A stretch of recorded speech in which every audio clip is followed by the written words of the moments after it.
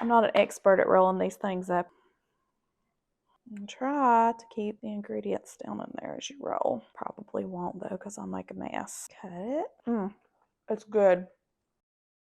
I've got a craving, so I'm going to make a grinder salad wrap. Well, like my bean salad recipe that I've showed y'all before was like this. So I'm going to take some salami.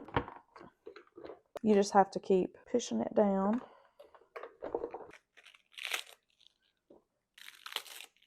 My lettuce in here. Then you can add some pepperonis. Gonna add some white American cheese. You can use provolone. And I'm gonna take some sliced banana peppers. Gonna give this a little shake. And now we're gonna make a little dressing to pour over it. Put a little mayonnaise, a little pepper, some salt, and some red wine vinegar. Give this a little stir. Okay, I'm gonna use a tortilla.